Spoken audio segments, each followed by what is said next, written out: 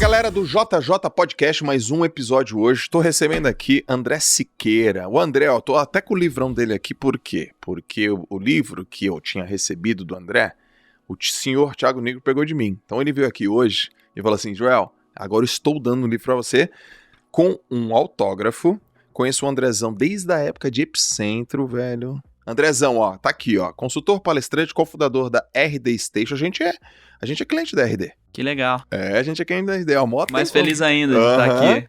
Fundador da RD, hoje saiu, pai de um molequinho de 2 anos e 4 meses. Tomás, empreendedor pra caramba, entende de software, entende de gestão, entende de negócio. A gente vai falar vários assuntos legais. O seu livro, cara, eu dei para um grupo de pessoas que eu tô mentorando lá, a turma do Climb, então vou receber o seu livro. Então seja muito bem-vindo, Andrezão Siqueira. Prazerzaço em estar aqui, cara. Cara, prazer é meu. Aqui no JJ a gente pega os empreendedores e a gente bate um papo de várias coisas, também empreendedorismo. Então no meio do caminho eu vou falar de filho, de família, de lifestyle, indicação de livro. Bora. Beleza? Bora. Ô, man, me diz uma coisa, cara, você tá com 31 anos, a empresa RD, segundo tá aqui no livro, foi vendida por 2 bi, a vida tava resolvida, a vida tava legal, porra, cara, acertou, sabe? Mas é isso mesmo, é sobre isso, cara. Porque eu acho que eu nunca sentei na frente de uma pessoa de 31 anos que cofundou uma empresa de 2 bi, vendeu, tem sucesso e depois faz o quê? O que faz depois, mano? Depois de conseguir tudo isso com 30 anos, velho? Eu acho que o grande vício, e eu acho que isso você tem toda a propriedade pra falar, é o impacto, cara. Quando você causa o impacto, você percebe que aquilo é bom demais, aquilo alimenta, aquilo motiva. Quando eu penso hoje, você já mencionou filhos, você já falou um pouquinho de filhos e a gente quando tem filho, o filho começa a crescer um pouquinho, já começa a ficar claro e evidente que não é que o exemplo é uma das formas de educar, o exemplo é a única forma de educar. Boa, o que você fizer, o teu filho vai copiar. O que você fizer, o teu filho vai aprender de você. Se o seu filho vai te copiar e vai aprender de você, quem você quer que ele seja? Eu preciso ser. Certo. Eu quero ser o cara vagabundo que só põe dinheiro, que não faz nada, que não ajuda ninguém, que não faz a diferença na vida das pessoas.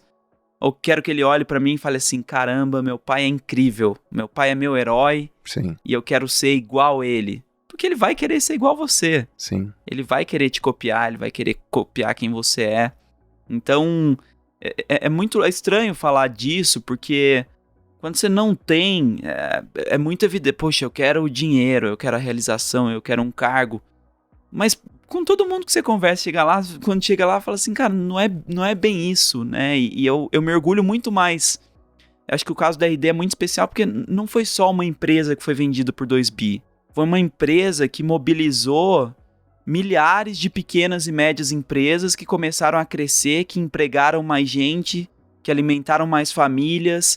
É um evento que a gente faz, que vai uma galera... Absurdo, e que a galera, eu recebo depoimento o tempo inteiro de, cara, aquela ida ali mudou minha vida. Uhum. Ali me deu um estalo de quem eu podia ser, do que eu podia fazer acontecer, e aquilo me transformou. Cara, isso não tem preço. Isso não tem preço, assim. O dia que... Pô, todo mundo tem dias ruins, dias difíceis.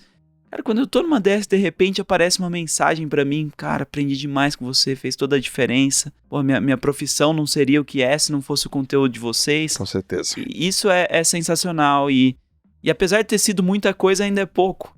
Então, dá pra fazer muito mais. Dá pra chegar em muito mais gente. Dá pra mudar muito mais coisa. Eu acho que isso que dá vontade aí de continuar fazendo, continuar levando mais. Ô André, cara, você tava falando aqui. Primeiro que daqui a pouco eu vou te perguntar, assim, trajetória RD, que eu quero que você conte no detalhinho. Mas antes, cara, inevitável, né? Você tá falando da paternidade. Eu vi que, eu sei aqui, né, que você lançou o seu livro, a gente fala dele daqui a pouco também pela editora Gente, que tem a nossa maravilhosa, incrível Roseli Boschini, que eu amo de paixão. Sabe o que ela falou pra mim quando eu engravidei? Ela falou assim, ó, Joel, a gente descobre se um homem deu certo na vida com os filhos que ele deixa. Ela que me disse isso. Animal. Animal, velho, animal. Aí eu falei, caraca, meu pai deu certo. Eu não sei. Não, tenho certeza que sim. Eu tô começando. Então quando você falou, pô, o que meu filho vai ver, né, meu? Ver que eu tô aqui só botando dinheiro, eu tô desleixadão. Então, mesmo eu tendo feito muito, eu fiz um pouco. Agora, conta, velho. Não, e de novo, acho que ele vê em tudo, né? Como é que eu trato a mãe dele? Exato. Como é que eu trato os avós dele? Como é que eu trato a minha irmã? Show. Meus amigos, o garçom. Você tem quantos irmãos? Eu tenho uma irmã. Mais velha ou mais nova? Mais nova. Inclusive, que ela faz? Casou anteontem. Acabei de vir, tô até meio virado aqui. Qual o nome aí, dela? Naíla. Naíla, parabéns.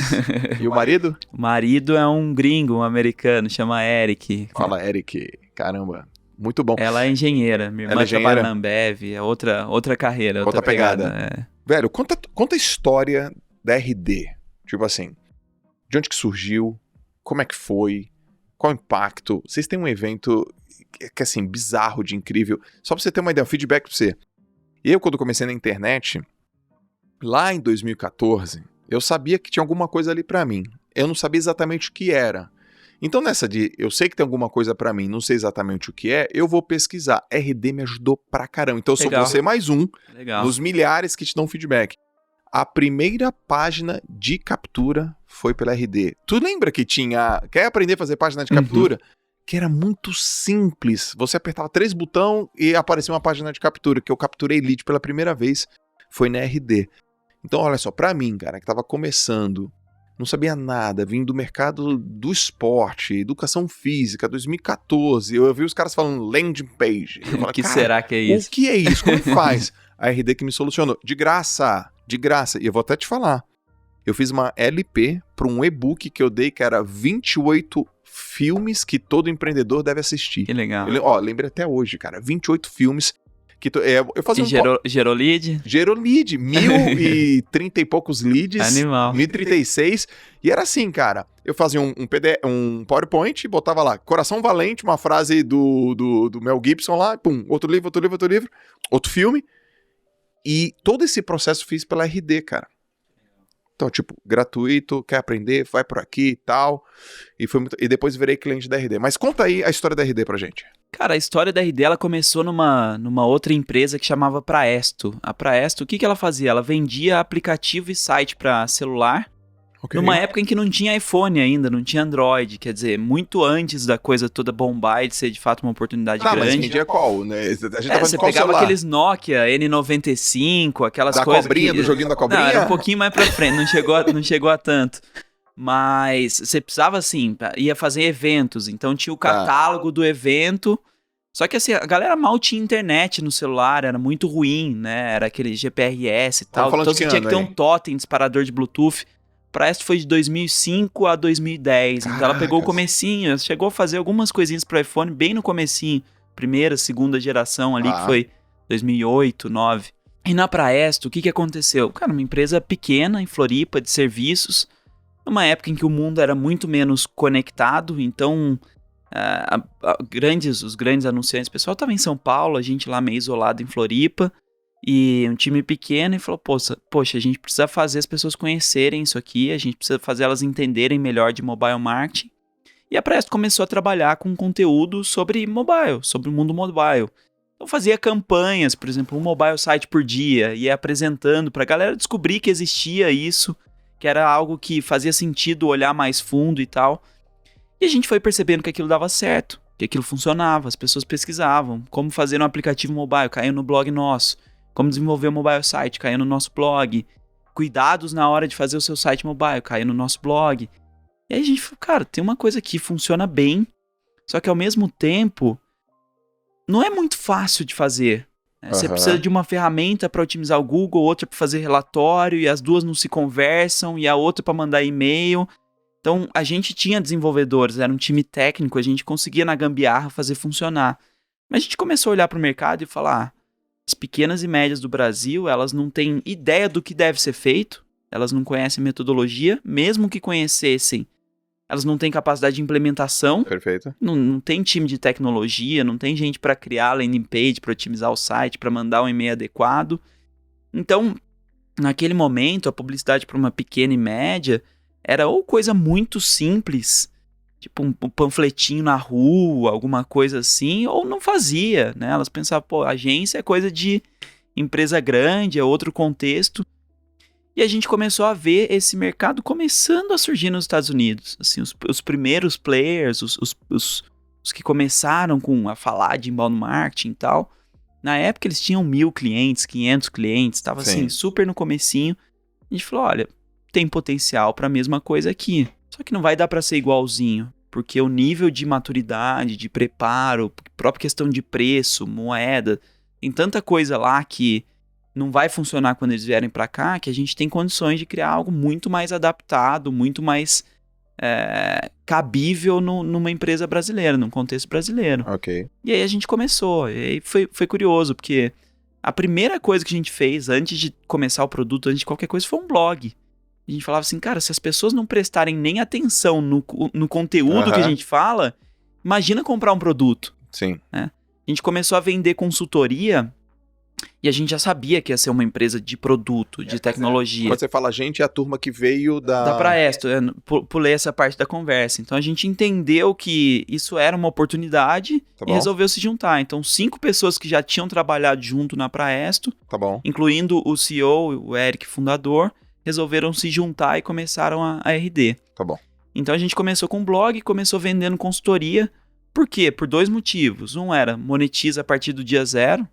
Um produto você vai desenvolver, lá na frente começa a vender barato, com poucos clientes, você não consegue segurar o mínimo da conta. A gente não tinha família rica, investidor, não tinha grandes contatos, não tinha nada. Sim.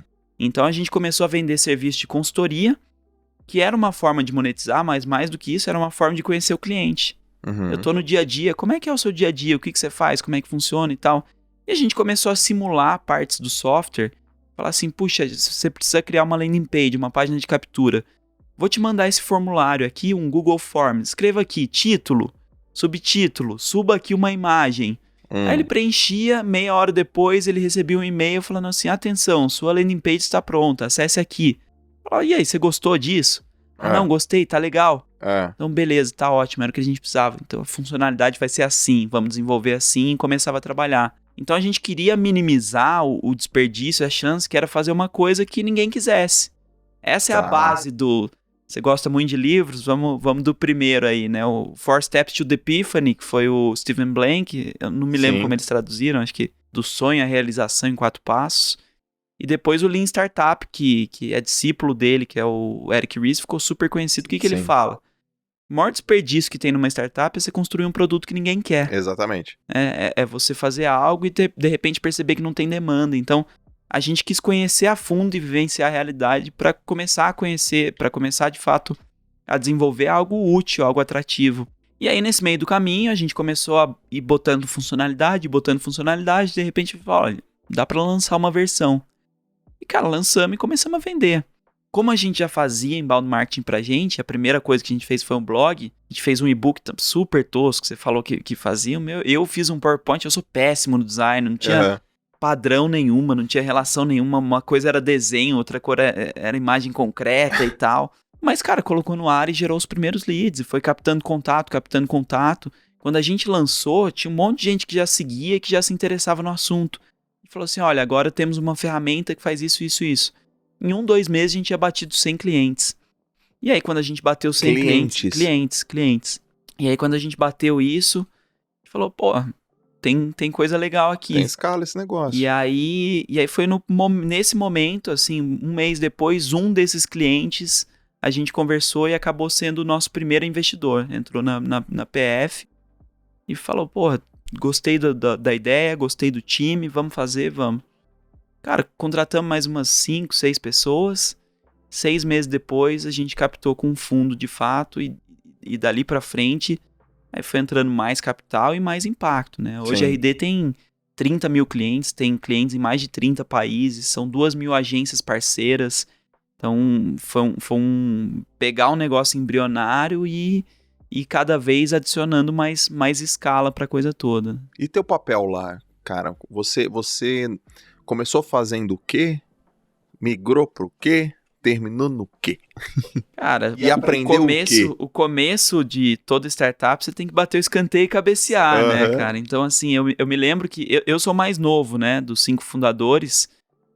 Todos já estavam no mercado, eu estava no meio da faculdade quando a gente começou. Então, eu fazia faculdade. De que você fazia? administração. Tá. Fazia faculdade, fazia marketing, fazia um pouquinho de atendimento e um pouquinho de vendas. Marketing era o meu core. Tá. E foi praticamente toda a trajetória. Tá? Então eu toquei marketing por quase 4 anos no final das contas. Então todo esse processo de produção de conteúdo, depois a gente começou a trabalhar com campanha de anúncio, depois com evento, depois... falo muito disso no livro, né? Mas o ponto pra gente, a gente foi empilhando práticas. E a soma dessas práticas começa a ficar poderosa. Então, começou só com conteúdo, de repente conteúdo e automação de marketing, de repente conteúdo e automação de marketing, um SEO melhor, de repente um pouquinho de anúncio no Facebook, de repente um pouco mais de anúncio no Google. Aí agora vamos botar um programa de parceiros, as agências começando a vender. Agora a gente vai trabalhar com eventos. E aí cada uma dessas coisas foi crescendo e a soma, ela causa um impacto incrível. Sim. Porque uma coisa é assim, poxa, a gente vai, bate um papo, falou da RD. Aí você entra no site meia boca, redes sociais mais ou menos. Agora você fala, entrou lá, rede social é legal, você começa a seguir. Aí você vê o anúncio do evento, vai no evento, fica impactado. Aí de repente você sai e tem retarget em cima de você. Você é bombardeado em todas as frentes, em todos os lados, e isso fica muito poderoso para o processo de aquisição.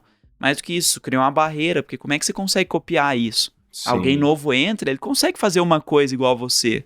Mas ele consegue fazer 2, mas ele combinar 10, não é que ele não consegue, mas leva tempo. Sim. Né? E aí, esse é o lado bom de você ter plantado essa sementinha 10 anos lá atrás. A gente teve tempo para maturar, para amadurecer isso.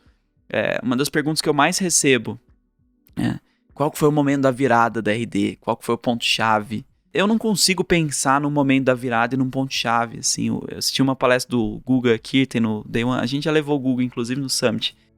Mas o Day One da Endeavor, ele fala sobre o dia 1, né? Os empreendedores falando sobre o dia que dali tudo virou. E o que o Guga falou, concordo 100%. Day One é todo dia, cara. É todo dia. É todo dia. Todo dia é o dia de chegar, de pensar o que tá ruim, fazer melhor, fazer diferente. E o nosso crescimento, ele é trabalho de formiguinha. Um pouquinho melhor todo dia. Como é que a gente é muito bom em identificar o que tá com problema agora, quem que são os melhores do mundo em cima disso, como é que a gente aprende com eles, como é que a gente implementa e faz ficar melhor. E isso foi o mantra da RD por muito tempo. Uhum. E aí você tem alguns marcos. Fazer o evento com muita gente é legal. Mudar de estrutura, quando a gente pegou um prédio próprio só pra gente, que não era uma salinha menor, alguma coisa assim. São marcos legais, mas não foi isso que virou. Sim. O que virou é entrar duro todo dia, cara. Assim, foram 10 anos pra mim, e os caras continuam lá, né? Uhum. Eu que saí do dia a dia. 10 anos muito pesados, muito duros, muito intensos. Hoje você não tem mais nenhuma participação lá? Eu tenho uma participaçãozinha pequena, eu ainda faço também algumas mentorias para líderes de marketing que estão lá, para algumas partes da operação, mas eu não tenho mais um cargo formal, uma participação ativa. Tá. E, cara, me fala um pouco sobre time também, né? Você ficou com um prédio lá, vocês ficaram com um prédio. O time, ele ficou com qual tamanho? Era mais o que no time? Tinha mais vendedores, mais a galera de tech, front, dev? Me explica um pouco, vocês trabalhavam em formato de squads, como é que era isso aí? Hoje são 700 pessoas, esse time foi crescendo gradualmente, mas isso sim foi muito potencializado a cada rodada de investimento que a gente tinha, que garantia que a gente pudesse investir, trazer mais gente, a gente fazia. Os times maiores em volume são os que trabalham quando você tem uma escala e contato muito humano, né? Então vendas, CS, né? Customer Success, atendimento. Então esses times escalaram muito, e o outro que é naturalmente o próprio produto. Sim, então, com certeza. São 3 áreas que tem times muito grandes: vendas, atendimento e produto.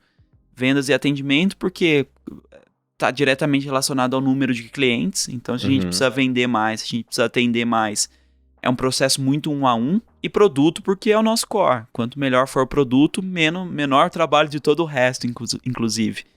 Mas o time de marketing, por exemplo, quando eu saí do time de marketing tinha 50 pessoas, hoje tem 60 e poucos. Você tem a infra, administrativo, você tem outras coisas para tocar isso. Os times trabalham com squad, os times de produto especialmente trabalham com squads focados em funcionalidades. Então eles entendem muito a fundo de um problema. Então, esse time cuida só de entregabilidade de e-mail, esse time cuida só do editor de e-mail, esse time cuida só de SEO, esse time cuida de automação, o outro cuida de infra. Então você tem times específicos, normalmente com Product Manager, Designer, Desenvolvedor. Ok.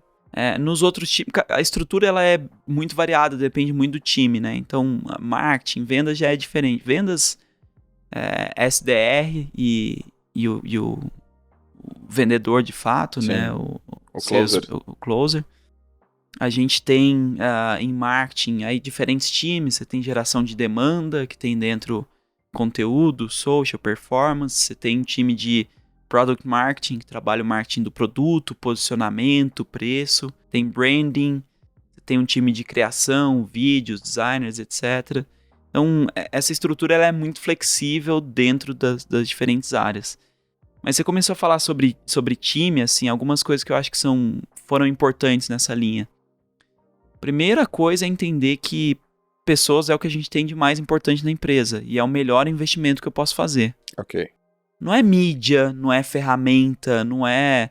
E às vezes até meio contra eu falar isso, porque o cara assim, poxa, eu contratei o RD, que é a melhor, então... Cara, se não tiver gente boa pra operar o RD, não rola. Então, vamos falar um pouco disso, assim, gente boa. Qual era a filosofia? Qual é a filosofia? Contratar pessoas e prepará-las, contratar pessoas preparadas, os dois. Não, deixa eu até melhorar. Quando que é uma péssima contratação, velho? E quando que é uma ótima contratação? Independente de quanto se paga. Acho que a péssima contratação é aquela que não casa com a cultura da empresa. Boa. Boa, velho. A gente teve várias vezes essa discussão e esse aspecto cultural, pouca gente fala da maneira que devia. Assim, é importante demais cuidar disso. Como que deveria ser? Eu vou falar o que a gente fez na RD, e eu acho que é um ótimo case. Isso é uma coisa que eu escuto muito da RD. As pessoas vão no evento, vão no summit e falam assim, cara, que cultura incrível. As pessoas, você vê que elas se conectam, elas têm um senso comum, elas criaram, e eu acho que a cultura foi parte importante disso. Quando a gente estava lá, quando a gente captou com o primeiro fundo, com a DGF, que foi o Series A da RD, a gente captou uma grana, começou a contratar mais gente. De repente a gente olhou, falou assim, caramba, nos últimos 6 meses tem o dobro de pessoas do que a gente tinha até então. Uhum. Tem muito mais gente nova do que gente antiga, que conhece a empresa, que está no dia a dia. Tá. E a gente começou a ver algumas coisinhas destoando, assim, putz, será que esse é o comportamento? Será que é o que a gente queria? Para ver o que está destoando, vamos ver quem a gente é. Então, juntamos os 5 fundadores. O que a gente tem em comum? Eu acredito em diversidade, eu acho fundamental. As pessoas têm que ter histórias diferentes, as pessoas têm que ter contextos diferentes, elas têm que ter, enfim, uma infinidade de possibilidades para que elas pensem diferente. Se eu botar todo mundo igual, vai todo mundo pensar igual. Mas ao mesmo tempo, elas precisam ter algumas coisas em comum. Ok. O que elas têm em comum? O que a gente tem em comum? O que a gente quer que elas tenham em comum? A gente bateu os fundadores, a gente começou a escrever, colocou no papel, e a gente montou um código de cultura. Então esse código de cultura fala de como a gente definiu os 6 valores, a gente colocou esses 6 valores, e assim, outra coisa, né, definir valores não é coisa bonita pra estar na parede. Pra executar. É pra executar, ser real, e assim, a gente executa quando a gente entende, como é que eu vou explicar? O valor ele tem que ter um trade-off.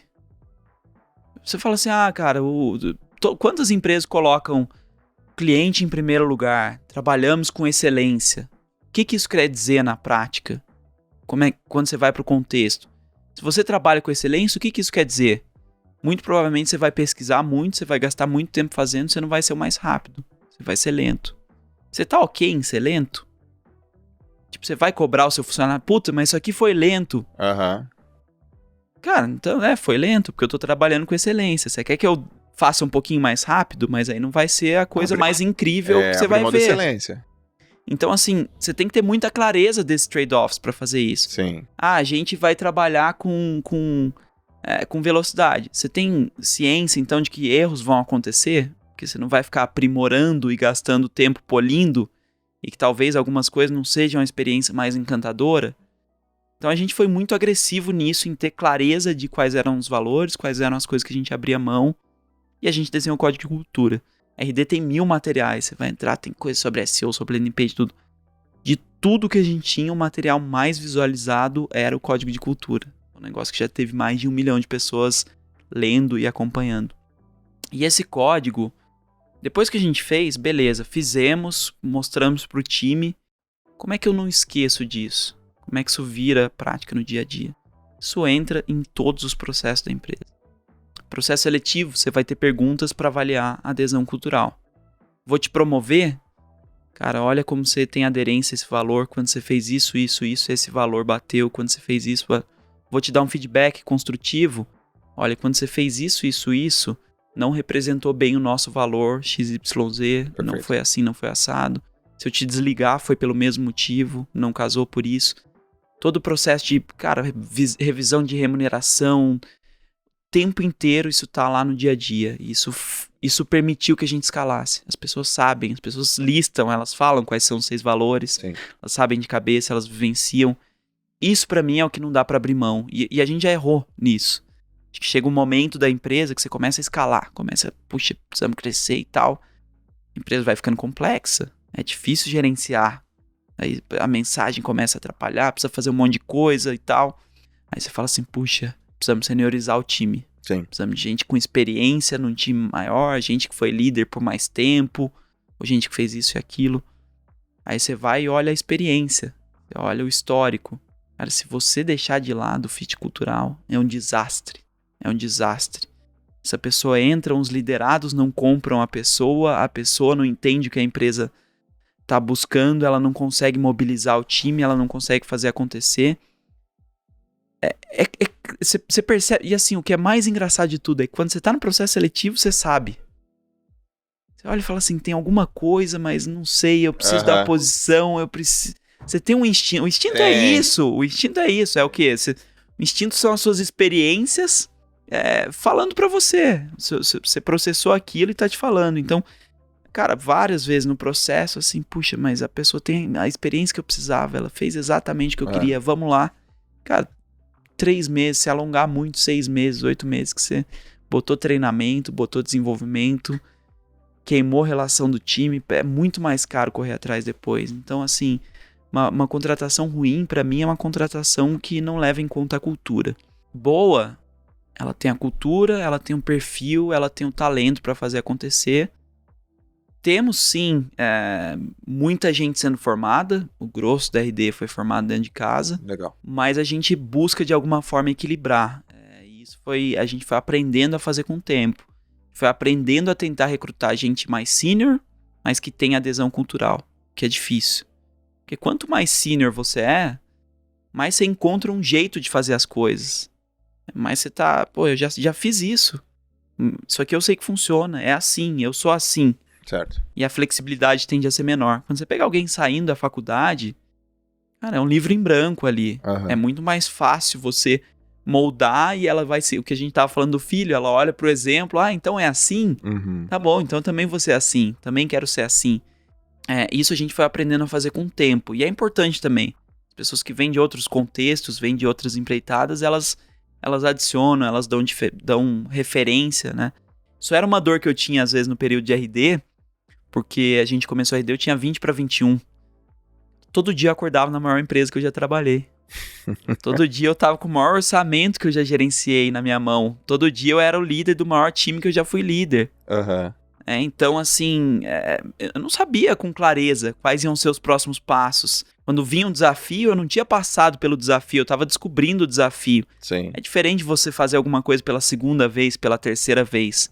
Então, as pessoas que chegam, elas trazem um pouco desse conhecimento que ajuda, né? Que às vezes evita alguns erros, às vezes tem muita coisa que às vezes até eu sabia que o que tinha que ser feito, mas só de alguém falar assim, cara, eu concordo com você, eu acho que é isso mesmo, vai por aí, você, tô tranquilo, não tô viajando, não tô... Porque a gente o tempo inteiro, você, no fundo, não tem certeza, você não sabe se o que você tá fazendo é incrível ou não, se vai desmoronar ou não, o que vai acontecer, você vai com a sua melhor intenção. Uhum. Então, acho que é importante você você conseguir de alguma forma, em alguns momentos, envolver gente que tenha um pouquinho dessa experiência. Ô André, você sabe que eu te ouvindo sobre cultura reforça coisas que eu já acredito também, né? Um pouco do viés da confirmação, né? Mas, por exemplo, eu trouxe o Salibão aqui, o Salib. E aí, Salib? Adoro ele, Pô, Sandrão. Sandrão. E eles falam muito forte sobre cultura, né? A gente tem também aqui nossos princípios, né? E o processo da gente escrever os princípios foi comigo e com o Thiago. A gente falou, cara, a gente tem que ter um combinado, um compilado de princípios que, caso alguém tenha dúvida, visita os princípios. Caso a gente queira tomar uma decisão, visita os princípios. A gente não criou, a gente registrou. Perfeito. A gente registrou. E o primeiro é a gente abre mão da excelência em prol da velocidade. Cara, a gente, se tiver que ser mais rápido do que excelente, a gente vai ser. E aí tem gente que vai pensar assim, tá, mas é um princípio tão simples. É simples sem ser simplista, velho. Porque se tu pega um cara que é aquele cara certinho, bonitinho, que tem lá, né, no playbook, não, tem que ser desse jeito, ele não consegue. Isso não faz parte do comportamento dele, o né? defeito número 1 de todas as entrevistas de emprego é as pessoas falando que são perfeccionistas. O que é você perceber? É eu ficar polindo, é eu não ser rápido. Não ser rápido. Aí uma outra coisa que a gente tem um princípio que é assim, ó, é se sentir bem e performar no caórdico. Até você falou da startup caórdica. Eu adoro essa palavra. Outro super livro também. Caórdic. Tem um livro muito bom que fala de... Puta, me fugiu o nome certinho, mas acho que A Era Caórdica. A Era Caórdica, é isso mesmo. Muito bom. Um azulzinho, clarinho. Muito bom. Então, pô, cara, o que seria isso? É quando você junta o caos e a ordem. Mas tá lá, não é só se sentir bem no caótico, é se sentir bem e performar no caótico. Então quando a gente senta pra dar feedback, eu falo, pô, você não performou no caótico.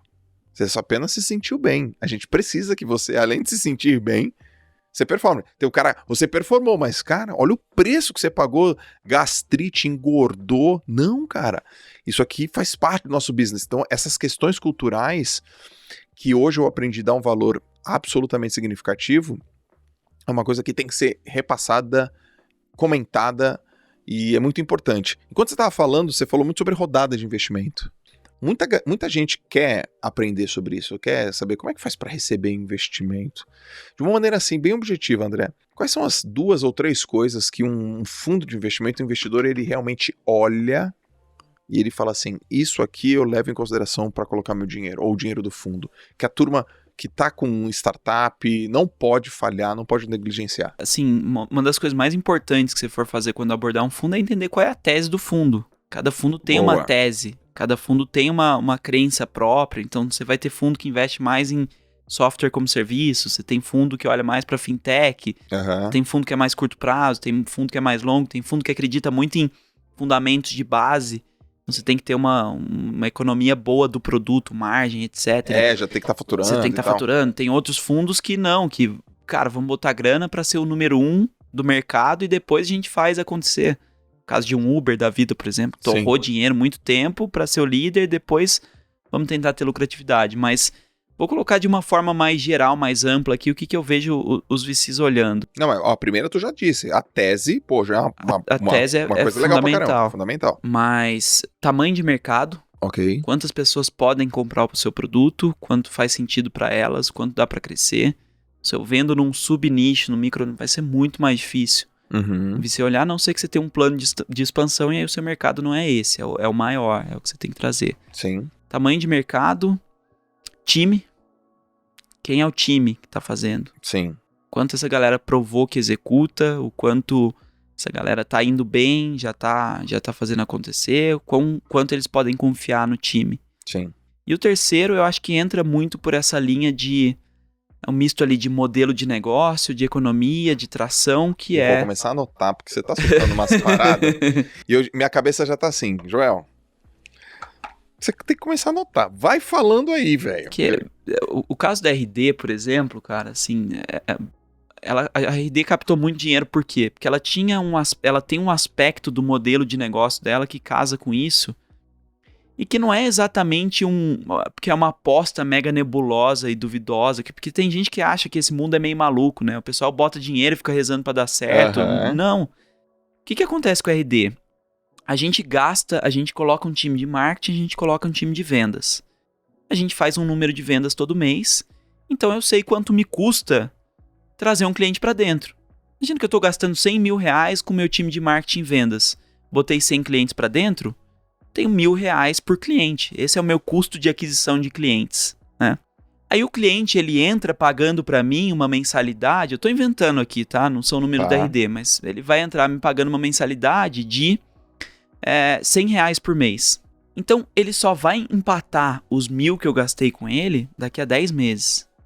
Na verdade, mais que 10 meses, porque enquanto eu estou atendendo ele, eu tenho outros custos que não são só o custo de aquisição. Mas eu vou demorar 1 ano para chegar no 0 a 0 com esse cara. Eu vou começar a lucrar com esse cara só a partir do 2º ano dele. Certo. Se eu quero crescer mais e botar mais que 1.000 clientes para dentro, e eu sei que mais que 100 clientes para dentro, e eu sei que cada cliente meu tem um custo de aquisição de 1.000 reais, preciso de mais dinheiro. Perfeito. Então, essa é a lógica pra gente e essa era a conta que era favorável. Se um cliente ele fica 5 anos comigo, ele tá me pagando 5 vezes 12, 60 vezes 100 reais por mês. Ok. 60 vezes 100, 6.000. Meu custo de aquisição é 1.000, meu produto é super lucrativo. Perfeito. Tô gastando 1.000 para vender para ele, tô ganhando 6.000. Só que eu tenho um problema de fluxo de caixa.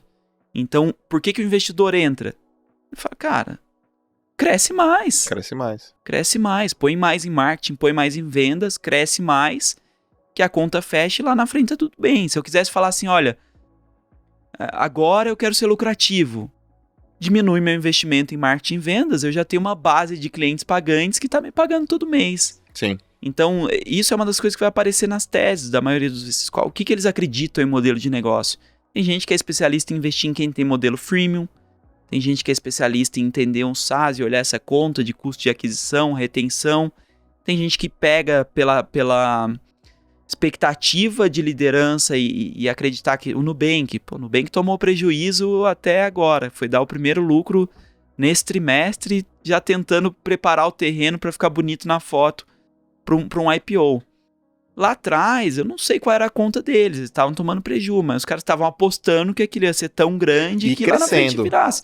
E aí você tem uns fundos específicos que olham para isso e veem valor e acreditam nessa tese também. Então, sim, é um casamento dessas coisas todas. Agora, eu arrisco a dizer que o time é provavelmente a mais importante delas, porque o time resolve as outras.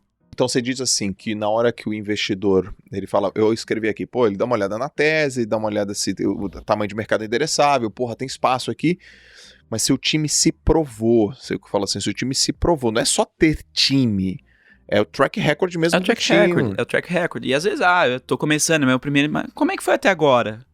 O que você já fez acontecer até agora?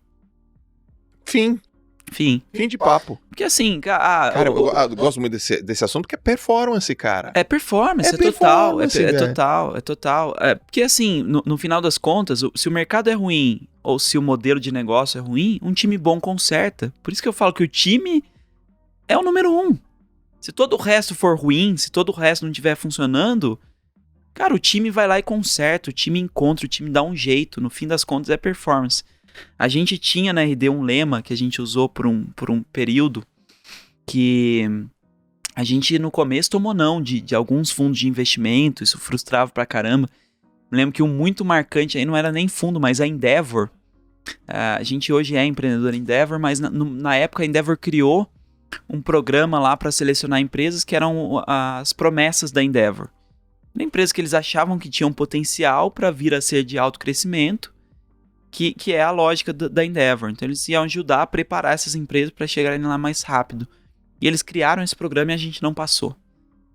E aí, cara, a gente se frustrado, né? Como assim? Os caras não acreditam, a gente tá fazendo um trabalho legal, tá ralando pra caramba e tal.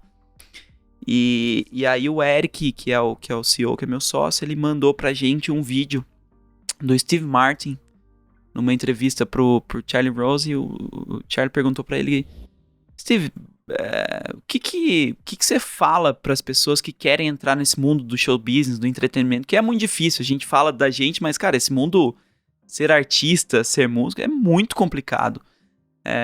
E aí ele falou assim, cara, as pessoas quando me pedem esse conselho, o que elas esperam ouvir de mim é, faça a escola X, contrate o agente Y, isso vai te mudar. Não existe isso, não tem nada disso. Se eu puder dar um conselho pra qualquer pessoa que esteja pensando nisso ele usou be so good they can ignore. Seja tão bom que ninguém possa te ignorar. E, cara, a gente botou isso como lema o tempo inteiro, assim. Cara, o fulano não gostou, o fundo não quis, cara, vamos ser tão bom que essa galera não possa ignorar. E foi muito engraçado, foi muito curioso, porque quando a gente fez a nossa primeira rodada de investimento, a gente conversou com outro fundo, e ele falou, olha, a gente não vai botar oferta pra vocês, botou, na verdade, uma oferta bem mais baixa, falando assim, eu acho que vocês não estão nesse momento, eu não acho que vocês estão onde vocês acham que estão, faz alguma coisa mais simples e tal, e lá na frente a gente conversa. A gente falou, cara, vamos ser tão bom que eles não possam ignorar. Isso efetivamente aconteceu. Na rodada seguinte, eles entraram extremamente arrependidos, porque pagaram muito mais caro do que eles teriam pago lá atrás. Isso muda completamente o múltiplo dele, né? Ele entrou no estágio da frente. Então foi o extremo ali do... Cara, gera o arrependimento. Prova pra esse cara que ele tá errado. Mostra que eu sou tão bom que ele vai ter que olhar pra mim, cara. Ele vai ter que olhar pra mim. E no fundo é performance, casa super. Acho que tem tudo a ver com o seu assunto, porque tá na mão das pessoas. É o que eu falei também não é ferramenta, não é mídia. É as pessoas e a performance delas. Cara, isso pra mim foi importante porque é um discurso que, por mais que a gente tente, né, André, rodar, cai sempre na performance. Total. Cara, como é que você se prova? Não é a vontade, não é o quanto você estuda, se você já deu resultado. Se deu resultado, o time é bom, o time deu resultado, deu, então... E o investidor, ele quer ver isso, ele quer olhar pra isso. Total a ver com a cultura. Eu tô aqui, ó, anotando, seja tão bom que ninguém possa te ignorar. Onde que tá essa entrevista que eu quero ver? Eu te mando, vou te mandar depois, deixa o link com você. Mas tem no YouTube, só colocar lá Steve Martin e Be So Good, ele vai ter 2 minutinhos, um cortezinho ali, mas... Cara, nessa jornada empreendedora que você tá, qual foi... Talvez seja uma pergunta meio clichê, mas o Bruno Perini me ensinou uma coisa, clichê é clichê porque clichê dá certo. Vamos lá. Porque, cara, qual foi o maior aprendizado nessa jornada? Mas aí eu vou categorizar o aprendizado. O aprendizado para um empresário de business, um aprendizado para um homem, uma pessoa, pessoal, assim. Então, um aprendizado profissional, um aprendizado pessoal nessa jornada empreendedora. Profissional eu vou dividir em 2 partes. Uma eu não vou entrar a fundo, que a gente já falou, é entender que pessoas é tudo. Precisa de gente boa, você precisa de performance. Isso é uma coisa que demora pra cair a ficha. Muitas vezes a gente empreendedor quer ser o super-herói que faz tudo, que faz acontecer, e não se liga que o que a gente tem de mais importante pra fazer é fortalecer as pessoas que estão junto, é fazer com que elas entreguem, com que elas façam. Não consegue criar e escalar uma empresa sem pessoas. Mas um segundo, cara, eu acho que esse insight eu gostaria de ter tido antes e mudou muita coisa pra mim, que é o objetivo de uma empresa no começo e mesmo depois, o que você tem que comemorar não é vender, é ter cliente feliz. A gente pensa muitas vezes, putz, vendi, tem mais clientes. Esses clientes estão voltando. Boa. Esses clientes estão comprando mais. Esses clientes estão falando bem de você. Se eles não estão, não comemora, porque você está fazendo um voo de galinha. Você vai começar a vender um pouquinho, daqui a pouco seu filme já está queimado. Porque a gente vive nesse mundo conectado. Pessoas falam umas com as outras, as pessoas perguntam umas para as outras. Então, nesse mundo de startup, toda hora tem um conceito de Product Market Fit, né? Você saber. E aí tem gente que fala, Product Market Fit, eu coloco um preço, se as pessoas comprarem é porque tem a demanda. Se elas comprarem é porque tem a demanda. Mas não é necessariamente que você está resolvendo essa demanda. Você prova que você está resolvendo essa demanda quando ela volta, quando ela fala bem, quando ela indica, quando ela não cancela, se for uma assinatura. Pô, eu vendi para 1.000 clientes, devem estar trabalhando duro lá com o Stage. Vendeu para 1.000 clientes, no mês que vem 50% cancelaram. Cara, vamos voltar pro produto, vamos olhar pro produto, tem alguma coisa acontecendo aqui que eu tenho que fazer. Sim. Essa é a minha meta. Se as pessoas compraram, mas não estão ficando, não estão assistindo, essa demanda de mercado ela não está resolvida. Alguém vai resolver. Alguém vai resolver. O que eu tenho que fazer para resolver? A validação para mim é essa. O produto bom é esse. Falei, quando eu lancei o livro na pré-venda, ele entrou na lista de best-seller e tal. Falei, cara, eu fico feliz porque é um indicador, mas é um indicador que tá no intermediário. O que vai me deixar feliz não é seu best-seller, é as pessoas saírem e falarem, esse livro foi incrível, esse livro fez a diferença na minha empresa. É eu comprar e dar de presente pra um amigo meu que eu sei que tá precisando desse assunto no momento. Eu fiz isso, hein? Exato. Isso pra mim é o maior indicador. Comprei 30. A gente tem... Os livros da editora já chegaram aí, porque eu pedi 30 desses aqui pro Climb. Já chegaram aí, né? 30 desses. Animal. E isso pra mim, aí eu comemoro. Pô, alguém comprou, achou legal e achou que isso ia mudar a vida de outras pessoas. Porque isso é o que escala a venda. Uhum. Eu não fiz uma venda. Fiz 30 pra você. Exato. E cara, essas 30 vão ler e se elas gostarem, elas vão fazer pra outras. Numa folheada. A escala disso é completamente diferente, entende? É muito diferente eu fazer uma venda pro Joel, falar assim, vendi um pra você, e eu saber que, cara, quando eu vendo um pra você, eu não vendi um. Que você vai comprar 30, essas 30 vão receber, vão ler e vão indicar pra outras, e vão indicar pra outras, e vão indicar pra outras. Que a base de ter um bom produto, de ter um bom serviço, de ter um bom atendimento, de garantir retenção, de garantir satisfação, ela é tão importante. Porque isso está diretamente relacionado a vendas, no final das contas. Que isso impacta a venda, não são duas disciplinas separadas. Né? Você falou, foi um insight que eu demorei pra ter. E por que você acha que você demorou pra ter? Eu acho que é cultural, né, cara? A gente quer vender. A gente quer vender. Eu tô feliz. Eu tava te contando a história da RD. O que eu comemorei no começo? Os primeiros 100 clientes. Cara, passou um mês, saíram 15. 15% de churn. 15% de churn. Aí a gente começou a olhar e falar assim, caramba, e agora? O que a gente faz? E aí a gente começou a entender o que é Customer Success, o que é sucesso do cliente, o que eu posso fazer para melhorar a adesão. Cara, a gente fez 1000 coisas que talvez de fora as pessoas não entendam, mas, por exemplo, você vai contratar uma versão Pro do RD Station para frente, contrato é obrigatório, 1 ano. Tá. Por quê? Para criar o comprometimento. Agora, André, aqui refletindo sobre Customer Success, Customer Experience, o RD Summit foi uma forma de vocês aumentarem a retenção? Nada a ver? Foi uma coisa pensada? Foi uma coisa que vocês perceberam? Talvez tenha que fazer isso para se relacionar com a turma? Ele não foi desenhado para isso, mas isso aconteceu. Aham. Quando a gente olha nos números, um participante que frequentou o RD Summit tem resultados de marketing e vendas melhores. Ele usa mais o RD Station, ele sabe melhor o que ele está fazendo. E outra coisa, então, cara... tem uma correlação direta com... Tem uma correlação direta. O sucesso do isso cara. É número. Isso a gente fez. O RD é maluco, é um dos valores. Data driven, né? A gente olha para dados. Tá. A gente é maluco em dados. E essa correlação ela é direta. A gente não desenhou pensando nisso. Falou, cara, assim, tem um monte de cliente, tem um monte de parceiro, tem um monte de gente. Vamos começar. O RD Summit, a primeira edição do RD Summit, a gente ficava num prédio em Floripa que tinha um auditório em cima do prédio para 120 pessoas. Ali seria o primeiro RD Summit. Vamos fazer um encontrinho, vamos pegar os amigos, os parceiros, a gente faz umas palestras. E daí já tinha esse viés de muito conteúdo. Vamos compartilhar e tal. Porque as pessoas vão falar da gente, vão falar bem, vão vivenciar uma boa experiência aqui. Talvez ajude a vender. A gente traz gente que não conhece ainda, vende pra elas. E aí, cara, começou de repente o pessoal comprando ingresso, a gente olhou, a Simpla tava começando, a gente vendeu ingresso na Simpla. Aham. E aí a gente olhou e falou, cara, já vendeu 120. A gente já não podia ter vendido. E agora? O que a gente faz? Faltando 15 dias pro evento. A gente pôs o evento de pé em um mês. Pô, vamos ver no centro de convenções se tem uma sala? Tem. Pegamos uma salinha lá, 400 pessoas, 300 pessoas na sala. Foi a primeira edição. De repente, na segunda, 1.400. Na terceira, 3.200. E a gente foi aprendendo sobre o evento. A gente foi entendendo o impacto deles. Hoje, esse efeito é um dos mais importantes. Ele, para quem vai, ele gera mais resultado. Sim. Vendas é quase irrisório. O que a gente faz de venda é mínimo.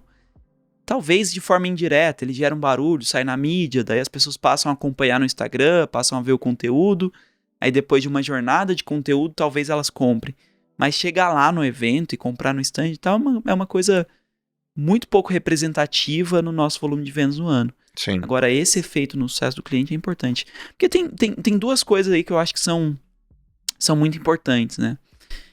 fala muito de performance. Eu acho que uma das coisas é você ter a capacidade técnica de fazer a performance. Você precisa estudar, você precisa ter embasamento. Uhum. O conteúdo, ele te ajuda a cortar muito caminho. E o RD Summit tem muito disso, né? A gente é muito rígido, selecionar a gente que fez acontecer, a gente escuta a palestra antes de ir pra lá, Uau. a gente pega as notas dos anos anteriores, se o cara não tirou acima de tanto, ele não volta nunca mais, se ele tirou, a gente avalia como é que foi o feedback e tal, então a gente é muito rígido com isso. Tá. Então, um lado, conteúdo, e o segundo lado, isso é outra coisa que pouca gente fala, inspiração é fundamental. Cara, conteúdo você tem disponível na internet, o cara não precisa ir lá pra ver, você tem dezenas de cursos bons, grátis, alguns pagos, acessíveis, você tem livro, um livro desse custa R$50. Agora, o que tem ali que é diferente, tem uma energia, cara, tem uma motivação, você vê alguém que você admira no palco, você conversa do lado e a pessoa fala assim, puxa, eu fiz isso deu certo, minha empresa mudou, minha vida mudou, e é aquele momento que você sai e fala assim, puxa, eu também posso, cara. Eu também posso. Eu mereço mais do que eu tô fazendo. Eu consigo mais do que eu tô fazendo. E ele volta com essa vontade. Essa vontade faz toda a diferença. E não tem hoje um problema de falta de informação. Ninguém pode reclamar. Não vou dizer ninguém porque generaliza. Eu sei que tem gente que vive em situação de extrema pobreza. Não tem nem celular, não tem um chip, não tem nada. Mas quem tá nos ouvindo não pode reclamar de falta de informação. O que você tem no YouTube, o que você tem em redes sociais... Você tem em blog, em artigo, em plataforma Coursera, com quantos cursos grátis. O que falta? Não falta conhecimento, falta a sede pelo conhecimento e por fazer. E isso é uma coisa que o evento ajuda muito também. Animal, eu nunca fui, você não vai me convidar não? Pô, tá mais convidado, cara. Pô, tá mais convidado. Você me convida. Esse ano não vai ter, né? 22 é o plano. 22 rola, já tá mais convidado. Aquela muvucada lá? É a ideia, vamos ver como é que vão estar as coisas. O meu irmão, meu irmão, porra, tá no marketing há mó tempão, ele foi no RD Summit, acho que 19, ele mandava mensagem pra mim de lá, velho. Mas tinha que ter ido, pô. Porra, é verdade, cara. Tinha que ter ido. Aí ele, Joel, cara, você não tá acreditando, isso aqui é demais, isso aqui é incrível, é muita gente, é animal, happy hour, as palestras, não sei o quê, eu nunca vi um negócio desse na minha vida, eu nunca vi um negócio desse na minha... Cara, nunca falou assim, eu nunca vi um negócio desse na minha vida. Aliás, ele tá por aí. Eu encontrei ele, ele se apresentou ali pra mim, falou comigo. É, ele falou, cara, eu nunca vi um negócio desse na minha vida, é demais. Fãzaço teu. Cara, e assim, eu não gosto de falar, porque a gente tem viés, né? Tem criador, mas eu não sou um cara muito chato, eu não sou assim, cara, você tem que usar o RD Station que vai mandar. Com um evento eu não consigo não ser assim, cara, que é realmente incrível. É realmente incrível, é uma coisa que... Cara, é uma energia, é um conhecimento, parece que junta tanta coisa incrível na atmosfera ali que não dá pra explicar, cara. Assim, não dá pra explicar. Eu falo assim, tem que ir. Você tá mais convidado, tem que ir. Porra, a gente vai. Andrezão, dando um Swift aqui, ó. Deixa eu falar um pouco da tua família. Teus pais, cara, são empreendedores?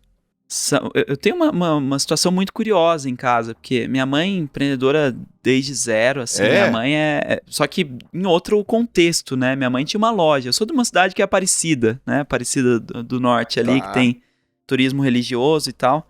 Cara, Aparecida é uma cidade em que os ricos são os donos de hotéis, a classe média são os donos de loja, a classe baixa trabalha pros dois, é isso, não tem outra coisa na cidade, não tem indústria, não tem tecnologia, não tem faculdade na cidade, não tem nada. Sim.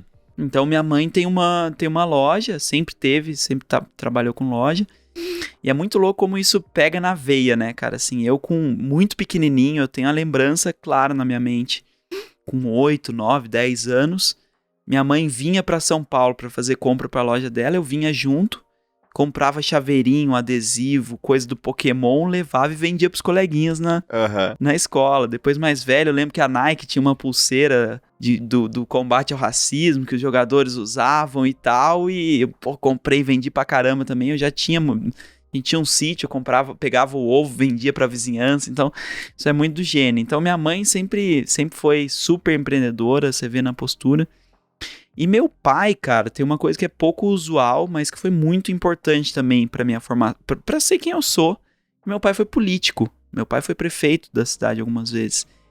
E é um negócio muito maluco. Algumas vezes? Foi 4 vezes. Uau. E é muito louco, cara, porque a política ela é uma coisa que a gente, de certa forma, na maioria das vezes tem um distanciamento, né? E aí você vê o consenso sobre política no mundo, e eu via dentro de casa, e a conta não fechava, não batia. Sim. Você escuta na rua, você escuta nos outros lugares o quê? Político é tudo filha da puta, político é ladrão, político só quer saber de roubar, não quer olhar pra população, não quer nada.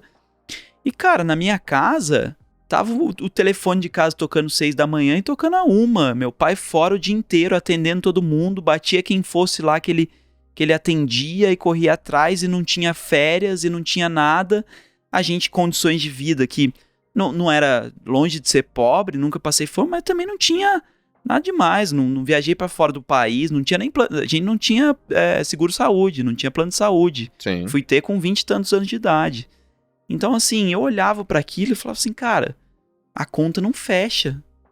Não é assim, da onde que tá vindo isso? O que essa galera não entende? Aí você começava a entender, cara, a mídia que queria que você comprasse propaganda e tal, e se não comprou, o cara começa a bater mais, o outro que não teve favor, e aí começa a influenciar. E isso me fez muito escaldado. E eu falava, cara, será que as pessoas estão sendo justas? Deixa eu ouvir um pouquinho mais aqui, deixa eu ouvir o lado de lá. Eu acho que as duas coisas juntas têm um impacto imenso. Eu me considero uma imensa mistura dos dois. E isso é extremamente refletido na minha forma de agir, na minha forma de pensar, no meu dia a dia. Cara, eu sou o cara que, assim, sou super cuidadoso pra falar mal de alguém, do A, do B, do C, que, cara, eu não sei a história. Sim. Eu não sei a história, eu não conversei com o cara, eu não vi acontecer. Pra que eu preciso fazer isso, sabe? E foi assim que eu fui construindo. Ah, é perfeito? Não, cara, isso traz um monte de defeito também. Às vezes eu demoro pra agir, porque eu quero ouvir a história inteira. Porque eu quero entender o que tá acontecendo. Às vezes eu deixo coisas que são importantes pra mim, porque eu tenho medo do que vai causar no outro. Mas ao mesmo tempo também me traz coisas boas, tá? Ao mesmo tempo me traz também admiração de gente que segue. Eu acho que saber ser quem você é importante também. Entender o seu estilo. É o que a gente tá falando de cultura. Quando você define a cultura, não é certo ou errado. Ah, fazer mais rápido é o certo. Não. É o que você é. É o que eu sou, É o que você é. Tem outra forma de fazer que também dá certo, que é outro jeito. Mas a gente em algum momento precisa assumir o nosso jeito, acreditar nele. Quando a gente acredita nele e mantém a honestidade, fica muito mais fácil, né? E o que você mais aprendeu com teus pais? O que eu mais aprendi com meus pais? Cara, minha mãe é fazer acontecer. Minha mãe faz acontecer, cara. Minha mãe não tem tempo ruim, minha mãe não tem... Qual o nome dela? Rosemíria. Rosemíria. Faz Vende, acontecer. mas vende... Vendedora. Vende tudo, cara. Tudo que você imagina, ela vende. Muito vende bom. demais. Então, minha mãe é a pessoa que, assim, cara, vai lá e faz. Ah, tem que fazer isso, tem que fazer aquilo. Minha mãe, cara, pegar... Meu pai não dirige. Meu pai tem um trauma de adolescência, não dirige. Cara, minha mãe pegava o carro, vinha pra cá, fazia compra e levava tudo e fazia acontecer. Minha mãe é para mim um grande exemplo do que a gente pensa como senso empreendedor mesmo, assim. Minha mãe faz acontecer. E meu pai, cara, é uma das pessoas mais coração que eu conheci no mundo, assim. Sim. Meu pai, extremamente humilde, extremamente aberto e isso vem muito forte pra mim também, assim. Cara, meu pai tem a preocupação extrema em ser uma pessoa boa, cara. Assim, meu pai é aquela pessoa que falar mal dele dói, porque ele sente, porque ele faz tudo que ele pode pra ser uma pessoa boa. Meu pai é o cara que recebe o troco errado e devolve. Meu pai é o cara que quer saber como você precisa de alguma coisa. Meu pai tira de casa pra dar pro outro, sabe? Sim. E isso veio dele. Acho que foram as duas coisas que eu mais tirei ali de cada um. Cara, que animal, que animal. Eu sempre faço essa pergunta pra ver um pouco da origem, de como que as pessoas pensam, né? Você perguntou, a gente foi falando e eu nem voltei, mas você perguntou do aprendizado profissional e do pessoal. Cara, o aprendizado pessoal pra mim é que a vida passa rápido. É mesmo, eu acho cara? que esse pra mim... Quando eu tinha... Cara, você tem 31 anos, cara. Quando tinha 10 ou 11, eu perdi uma prima de 15. Quando eu tava com 15, eu perdi um outro primo que estudava comigo. Já perdi todos os meus avós.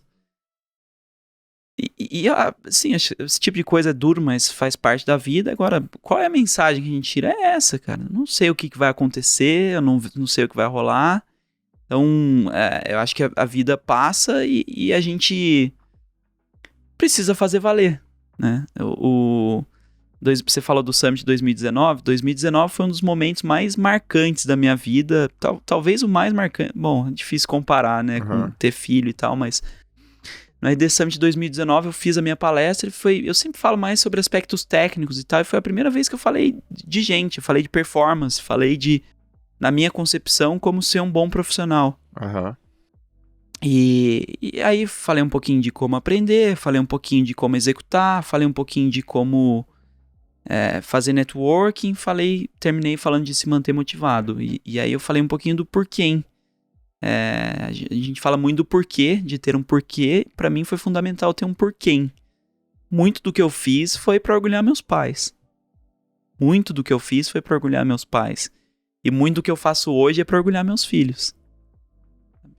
E isso é o que motiva, cara. Isso é o que motiva. Assim, é legal ganhar dinheiro, é legal. Um monte de coisa, é legal, especialmente quando você não tem. Quando você começa a melhorar.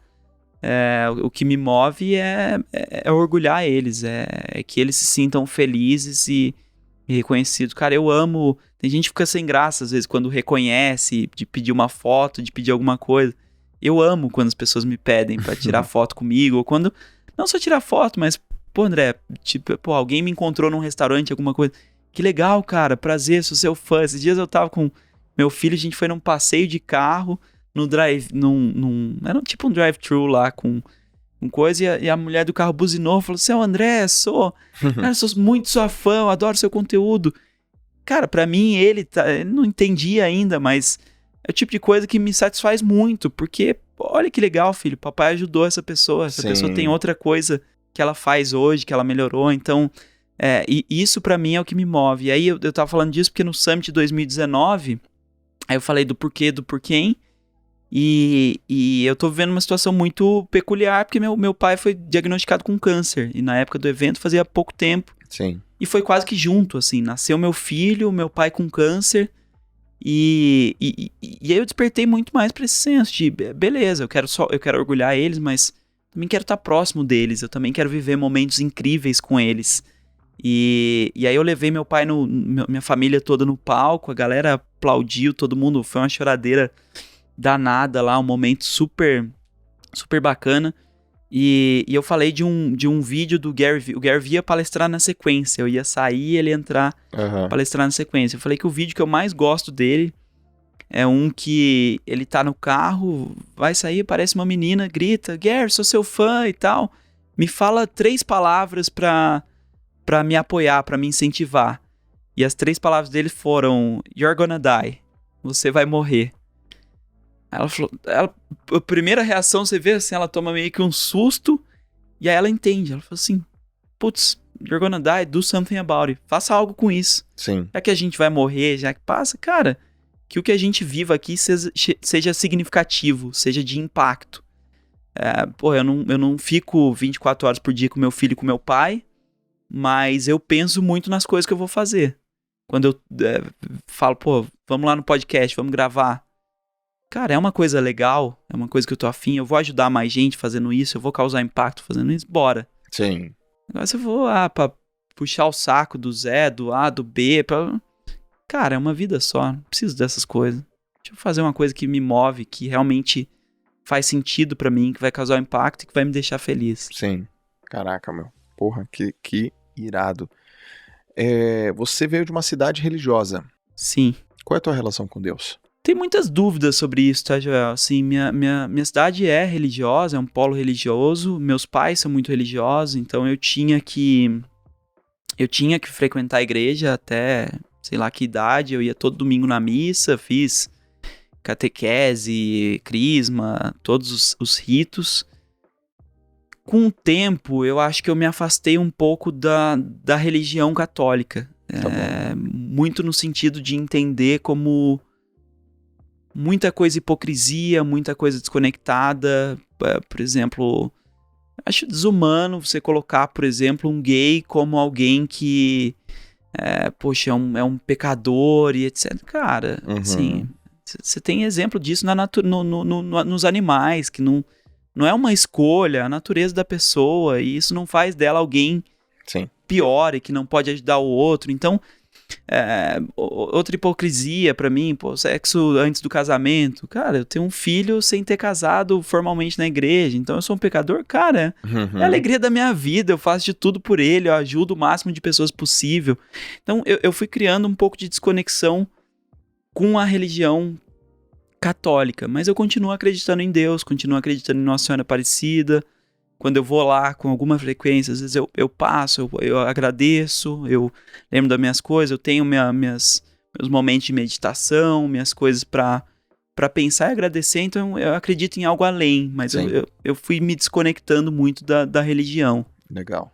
Eu também. Eu não sou um cara que tem uma religião, né? Mas eu acredito em Deus. Acredito, converso. Deus pra mim está absolutamente acima dos homens, né? Absolutamente acima dos homens.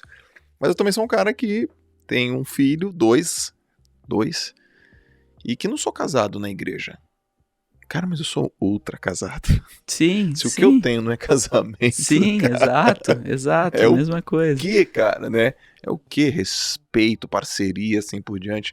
Então eu sei que a religião, ela de alguma maneira, ela aproxima muitas pessoas, mas em alguns momentos ela confunde outras pessoas. Eu te perguntei sobre Deus no sentido amplo mesmo, né? Da força, da energia. Sim. Porque eu sempre pergunto pra turma aqui. Sim. Sempre pergunto se de alguma maneira você atribui o seu resultado a alguma força que você não controla. É uma pergunta que eu nunca pensei muito, sinceramente. Embora eu agradeça, embora eu acredite na força, eu nunca havia pensado nisso. E sim, eu acho que tem muitas coisas que a gente não tem o menor controle. Eu não escolhi a família que eu nasci. Sim. E ela foi fundamental para eu ser quem sou. Ah, que legal isso. Assim, eu não escolhi como seria o meu filho. E ele é fundamental para eu ser quem sou. Olha que legal. Quem escolheu isso? Sim. Você sabe que você não foi, né? Eu não fui. Então sim, acho que Deus tem muito mérito por algumas coisas. Agora, eu acho que também é perigoso, o Gabriel Pensador fala, né? Não adianta olhar pro céu com muita fé e pouca luta. Aham. Então, cara, tem a nossa parte pra fazer. Com certeza. E eu acho que conciliando as duas, as coisas ficam melhores. Muito bom. Meu irmão, o que você tá lendo? O que eu tô lendo, cara? Eu tava lendo... acabei agora o Scientific Advertising, um livro muito antigo. Que fala sobre... ele foi criado no mercado de publicidade. E é impressionante como muita coisa se mantém atual. Sim. Hoje em dia fala-se de copy como uma grande super nova. disciplina e uma coisa nova. E, cara, muito do embasamento. Você vê ali, super livro legal. Outro que eu tava lendo em paralelo, eu parei na metade, mas preciso voltar. É um chamado As 3 Leis do Desempenho. Ele fala um pouquinho sobre As 3 Leis do Desempenho? Equipe. Livro bacana, cara. Eu livro tenho legal. esse livro, cara. Vou anotar aqui. As 3 Leis do Desempenho. Vou comprar ele hoje. Foi um livro bacana. Mas tem muita coisa legal, cara. Eu acho que hoje até o meu ritmo ele é um pouquinho menor de leitura. Ah, o meu também. Mas já foi bom. Já li bastante coisa legal. Agora eu vou comprar aqui, ó. Eu vou comprar, porque, cara, eu sou aquele tipo de cara que compro mais livro do que eu sou capaz de ler. Você é esse cara também? Sou. Então tamo junto. E alguém fala, meu Deus, João, mas você tá comprando... Minha esposa, não. Muita gente é minha esposa. Cara, você tá comprando muito livro, você não acha não? Sim, acho. Mas cara, eu sou suspeito pra falar porque eu acabei de escrever mas eu acho que talvez um dos melhores investimentos que você possa fazer, né? Um conteúdo que demorei anos pra vivenciar, demorei meses pra escrever. Você consegue comprar e ter acesso por R$50. Esse aqui? Isso. Quem me indicou esse aí foi o pessoal os fundadores da Vetex. O Mariano, mais o Mariano que eu falo, e ele levou isso pra cultura, algumas pessoas lá indicaram também. Cara, já acabei de comprar. Continuaram comprando? Quer continuar comprando? Putz, cara. Mas tem muito livro, ó, nessa linha, aquele Descubra Seus Pontos Fortes, eu acho um puta livro, um puta conceito Do animal. Marcus Buckingham? Puta conceito que ninguém dá muita bola, a gente fica o tempo inteiro jogando em cima dos pontos fracos, do que tem que melhorar, e não joga em cima dos pontos fortes. Tem um que provavelmente você não conhece também, que eu vi no Brasil, que nunca vi ninguém falar dele no Brasil. Que é o Unusually Excellent. Unusually Excellence. É um cara que fala sobre liderança. O nome dele é John Hamm. Não conheço, E ele virou coach do Eric, da RD. E aí a gente fez workshop com ele e tal. Cara, um livro fácil, gostoso de ler. Bom pra cacete também sobre liderança. Muito bom, muito bom. Muito simples, mas muito bem estruturado, assim. Pilares claros, conceitos claros.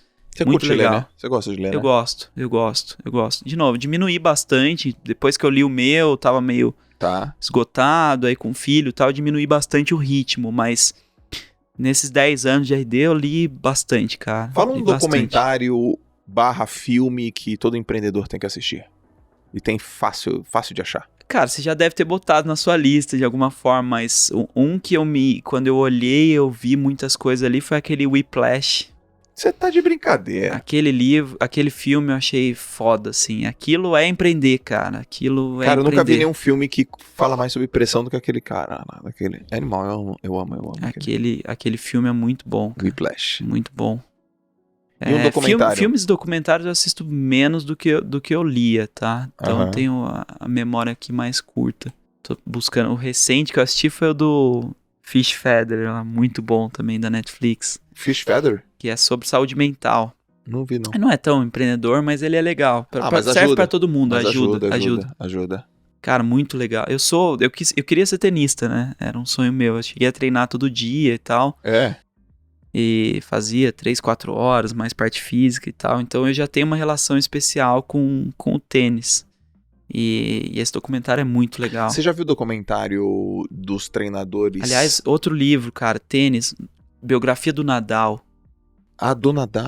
Animal. Eu li a biografia do Agassi. Boa pra caramba também. Tá de brincadeira. Boa pra caramba também. Mas é outra pegada. A do Agassi, ela é entretenimento. Ela é legal. Ela te envolve. Me envolve. Pô, já começa com... Eu estou aqui, vai até a final, tô no chão e eu não quero jogar a final. Eu não quero jogar. Não, e é um choque, porque o cara odeia tênis. Como assim? Odeia tênis, né? A do Nadal, eu acho que ela já é uma lição pro empreendedor, cara. Inclusive, eu priorizo muito pouco as minhas coisas pessoais. Então, eu faço marketing pra RD, pras outras coisas. E, cara, eu tenho umas ideias de post na cabeça que eu tô enrolando e não faço. Uma delas é uma sequência de coisas que eu aprendi com o Nadal. Era fazer uma sequência. O cara é incrível, cara. Contar uma rapidinho. Essa é boa. Ideia de post, tá? Que você aprendeu com as biografias do Lee. Cara, o Nadal jogando um torneio nacional da Espanha, não me lembro se era sub-18, se era sub-16, e ele, tipo, com 4 anos a menos. Tipo assim, o cara no sub-12 ganhou o sub-16, um negócio assim. Tá. E aí, cara, o tio dele pede pra federação mandar pra ele a lista de todos os caras que ganharam esse mesmo torneio de sub-16 nos últimos 25 anos. O cara pega a lista e mostra pro Nadal. Cara, você conhece esses caras aqui? Não, esse aqui eu já ouvi falar. Então, cara, essas coisas, esses caras aqui ganharam esse mesmo torneio que você acabou de ganhar. Então, você tá ganhando isso aqui não quer dizer nada. Uou. Você ainda tem muita coisa pra fazer acontecer. Você ainda tem muita coisa pra conquistar. Isso aqui não é a reta final, não. Mantém no lugar, continua o trabalho, que a gente ainda tem muita coisa pra alcançar. Outra do tio dele, essa não tá no livro. Essa quando ele ganhou 19º Grand Slam dele. Ele tava chegando ali no Federer, depois ele eventualmente empatou. Então, os 3 com 20 hoje, né? O Federer, o Nadal e o Djokovic. Sim. E o tio dele contou que quando o Nadal tinha 15 anos, ele tava jogando um torneio. E aí o tio dele gostava de ficar longe da quadra, porque o Nadal ficava meio com vergonha, não gostava e tal. E ele tava acompanhando de longe. E aí passou um amigo, um conhecido, assistiu o jogo e tal, veio, viu o tio dele e falou, cara, o que aconteceu? O Rafa não trouxe equipamento hoje e tal, porque ele tá jogando com a raquete ali que tá quebrada. E aí o tio dele falou assim, não, como assim, cara? Ele tem lá uma raqueteira, quantas raquetes ele tem, é só trocar. E aí o tio dele foi na quadra, correndo, e falou, Nadal, olha a raquete aí, cara. E ele falou, nossa, tal, trocou, continuou jogando. E o Nadal tava tomando uma coça, melhorou um pouquinho, mas não foi o suficiente pra virar o jogo, né? Cara, acabou o jogo, o tio dele era treinador dele, né? Por isso que o tio dele foi no pescoço dele e falou assim, cara, que tipo de idiota é você? E com essa idade que você tem, você não percebe uma raquete quebrada e não troca? Ele falou assim, tio, eu sou tão preocupado em fazer o meu jogo e jogar melhor, pra mim a culpa tava tão em mim que eu nem pensei que pudesse ser outra coisa. Cara, assim, por isso que o cara é o que ele é, meu. Ah, tá errado. Cara, é por isso que o cara é o que ele é. Por isso que ele ganhou 20.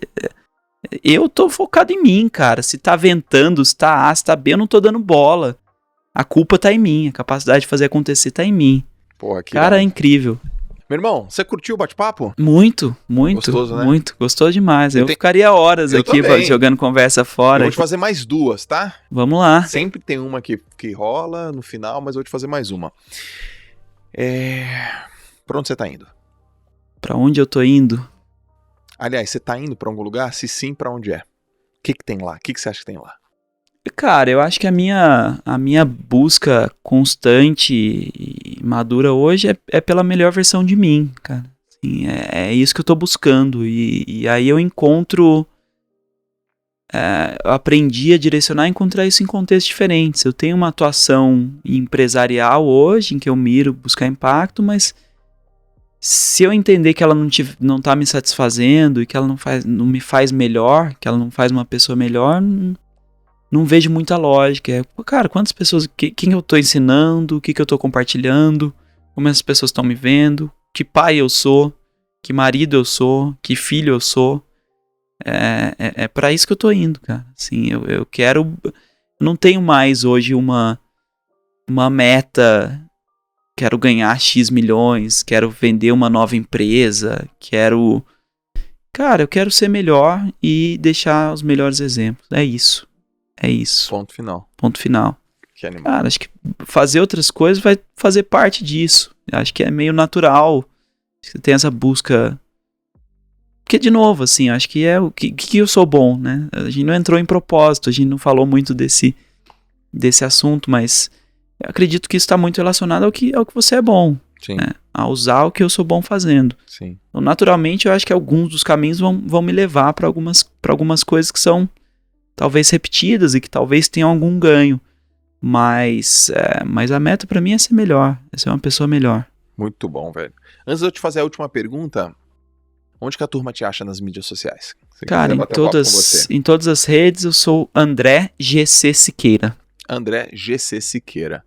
Andrezão, porra, top falar com você, conhecer você mais a fundo. Já conheço você antes de você me conhecer, viu? Prazerzão, cara. Não, e eu achei...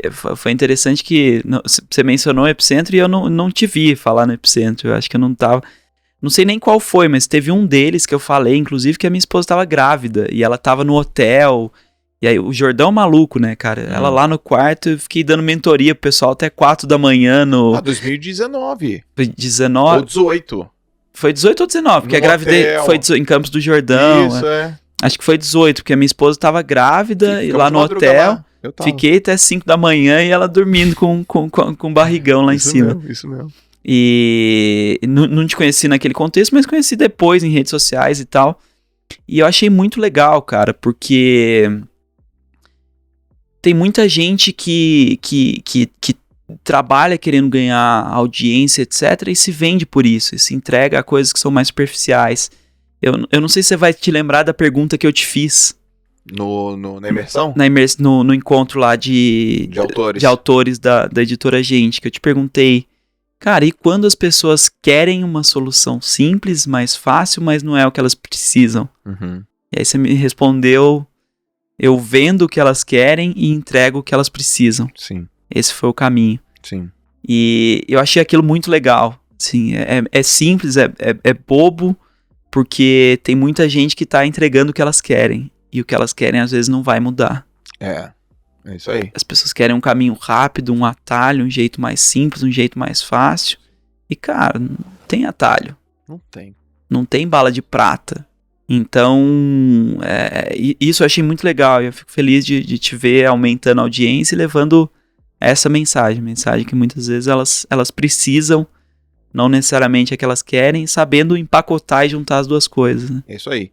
Eu acho que eu me considero um cara razoavelmente competente, pra não ficar falando que eu sou. Não, pô, isso é bom, pô. Não precisa não precisa fingir. Em falar coisas que as pessoas precisam ouvir, cara. E que nem sempre elas querem. Nem sempre elas querem. E chora às vezes, fica chateado, fica triste. E desde moleque eu tenho essa habilidade, né?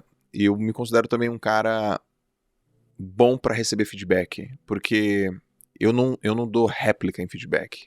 Por exemplo, se você me der um feedback, eu não vou ficar batendo boca com você. Eu vou ficar te ouvindo, cara. Por que ele tá falando isso? Tá, presta atenção, cara. Presta atenção. E dói, machuca, dói, machuca. E eu preciso ficar melhor com esse, né? Porque quando uma pessoa para um tempo pra te falar uma coisa, cara, ela parou aquilo que é um ativo, que é uma coisa muito rica, que é o tempo, pra falar. Mesmo sabendo que nem todos os conselhos são construtivos, mas eu já quero dizer que eu valorizo uma pessoa que fala uma coisa pra mim, assim. E especialmente no Brasil, ela fazer isso é um presente, porque a gente tem um traço cultural de evitar a indisposição. Eu não quero falar pra você e de repente você ficar triste comigo e chateado comigo e não reagir bem. Então as pessoas não falam. É verdade. Então as pessoas não falam. Então quem fala, fala, cara, que presente, obrigado. Porque deve ter um monte de gente pensando isso e eu não sei. E se eu não sei, eu não consigo agir, não consigo mudar. Você já leu Empresas Feitas pra Vencer, já, né? Já, Jim Collins. Ele já começa assim, né? O bom inimigo do ótimo. Vamos já começar a brincadeira. O bom inimigo do ótimo. Eu aprendi isso muito no esporte, né? Cara, eu queria te fazer essa pergunta, cara. Isso aqui. Eu queria te fazer essa pergunta.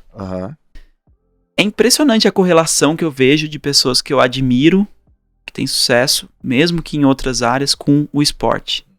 Em algum momento da vida, em algum contexto, elas tiveram alguma coisa. O que será que no esporte faz criar esse senso de abertura para feedback, entendimento de performance, avaliação real? Cara, eu vou soltar aqui algumas coisas que eu acredito. O esporte, ele trabalha fortemente com a performance. Performance. Ganhar. Joga basquete, bota na cesta. É goleiro, defende a bola. Quer nadar, nada rápido. Quer pular, pula mais alto. Fim, não tem muito mistério. Quer jogar vôlei, bota a bola no chão. Performance. Então, a busca incessante pela performance. Depois, aprende a competir. Compete. Dá seu máximo, dá o seu melhor. E terceiro, um técnico que fala, não fez o gol, não fez o salto, porque isso tá ruim. Só que mas não é um tá ruim raso. É um tá ruim. Levanta o cotovelo, melhora a pernada, sobe isso aqui, tá dormindo mal, não fez isso aqui, não veio pro treino. Então é um tá ruim específico. Mas você teve filho, você acha que é obrigatório que um filho seu faça um esporte pra ter essa vivência? Lá em casa não tem democracia não, velho. O moleque vai fazer esporte. E por quê? Eu faço assim, André. O meu filho vai escolher o esporte que ele quiser. Ou é crawl, ou é costas, ou é peito, eu vou... Minha esposa foi uma puta nadadora. Calça 40, eu calço 44. Nunca vi atacante com 45 fazer gol. Vai nadar, muito bom. Mas brincando assim. Mas os meus filhos vão fazer esporte, cara. Os meus filhos, eles não vão nem votar. Por quê? Pô, mas e se ele não gostar de nadar? Não. Nadar ele gosta. Talvez ele não goste da aula de natação. Então o problema não está no esporte, talvez ele esteja na aula, no professor, no lugar. Ah, e se meu filho não gostar de jogar futebol? Não, ele vai gostar de jogar futebol. Talvez ele não goste da aula de futebol. Por que eu falo isso com tanta certeza? Primeiro, eu fui atleta. Segundo, eu fui treinador de atletas. Eu trabalhei mais de 10 anos com uma molecada. O corpo é desenhado por movimento, cara. Então tudo aquilo que faz o cara se movimentar, correr, pular, nadar, pedalar e que tenha diversão é muito natural. Tá bom, a molecada vai gostar. Talvez ele fale, pai, eu quero jogar tênis, ou eu quero basquete. Vai testando alguma coisa aí, cara. Numa delas você vai ter uma mini habilidade. Agora, André, eles vão fazer esporte de competição porque a situação de competição ensina o cara a performar em todas as áreas da vida dele. o cara fala, pai, tô com medo. Eu falo, filho, vem cá, faz assim, assim, assim. Pai, eu tô com medo. Mas vai, velho. E não importa se você é filho do JJ. Esse é o momento Eu acredito que tu tem 100% que ir. nisso. E aí ele vai falar, eu não quero mais nadar, eu não quero mais isso. Ele sobe na baliza, pula. Quando ele atravessar a piscina, ele fala, pai, até que não foi tão ruim quanto eu pensava. Aquilo, com 9 anos, plantou um troço na cabeça dele, que quando ele tiver 19 e não estiver mais nadando, ou tiver numa reunião de sei lá o quê, ou prestando vestibular, ele vai falar, putz, eu já passei por isso. Eu já passei por isso. Porque hoje, cara, eu trabalho com tanta gente e vejo que tem tanta gente que faltou esse pilar na vida de ter situações que trazem pra ela confiança. Um feedback, às vezes, detona uma pessoa, cara. Eu falo, e no esporte você não, mano. Ó, você contou uma passagem do Nadal, vou te contar uma passagem do livro do Phelps, que é aquele No Limits. Com 12 anos, o Phelps foi lá e ganhou todas as provas da categoria dele. Melhor de 100 livre, 100 borboleta, 200 borboleta, 400, todas as categorias ele ganhou. E a mãe dele botou uma placa, botou um negócio na frente da casa. Michael Phelps, tinha 11 aninhos. Michael Phelps, Aí o treinador dele, o Bob Bowman, falou assim, tira isso aí, por favor. Arranca isso. Porque o que você vai dar pra ele quando ele for o melhor do país? Um carro? Mas meu Deus. Animal. Tipo, mas meu Deus, ele só tem 11 anos. Aí o técnico fala assim, mas nas Olimpíadas de 2008 ele vai ter 23. Eu tô olhando pra ele lá. Cara, tá no livro. Sabe, tipo, baixa a bola, fica aqui, isso aqui, vamos, ainda não é nada. Então, o cara hoje não é mais atleta, mas ele lembra disso no livro. Então, é esse tipo de experiência que eu acredito que todas as crianças têm que ter. Você perguntou das lições, pra mim, um dos grandes aprendizados do tênis, cara. Eu não sou especial. Olha aí. Aprender isso pra mim foi importantíssimo. Por quê? Cara, 4ª série, concurso de bolsa da escola. Nem tinha avisado minha mãe, a gente tava viajando. Falei, puxa, tem isso? Ela, nossa, mas será? Voltou, eu não estudava, não fazia nada. Primeiro lugar, ganhei bolsa, estudei da 5ª a 8ª. Depois 8ª série, cara, mesma coisa, ganhei até mudei, né, saí da escola de Aparecida, fui pra uma outra da cidade vizinha, que era melhor e tal. Ganhei lá 60% de bolsa e tal, fui 2º lugar do concurso. E, cara, eu não estudava pra caramba, prestava atenção na aula, chegava em casa, nessa época da escola ainda já tinha começado o tênis, depois às vezes dormia e tal. E aí, cara, fui pro tênis, comecei tarde pra idade, eu tinha 11 anos mais ou menos, pro tênis isso já é meio tarde, já tinha gente jogando desde os 7. Sim. Não tinha quadra em Aparecida, então era super complicado pra mim, eu com essa idade pegava um ônibus desses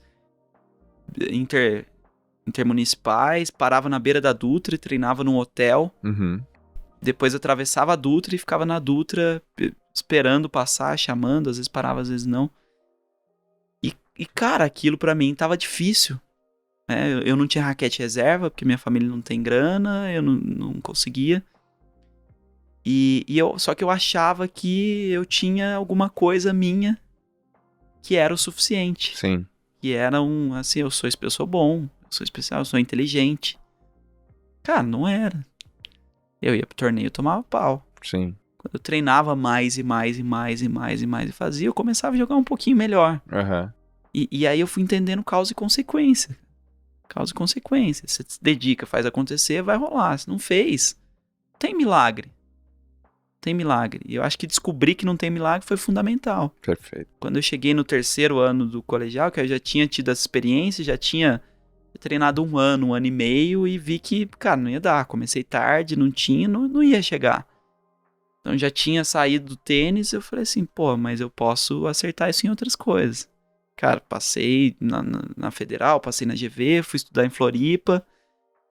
Começamos, cara, com 18 anos já tava fazendo coisa legal pra caramba. Com 20 a gente começou a RD. Eu tinha perfeita noção de que eu tinha que trabalhar pra cacete, eu tinha que fazer acontecer, eu tinha que ir atrás, e dane-se que eu ainda tenho a faculdade, dane-se que eu tenho 20 anos, o que eu quero mais?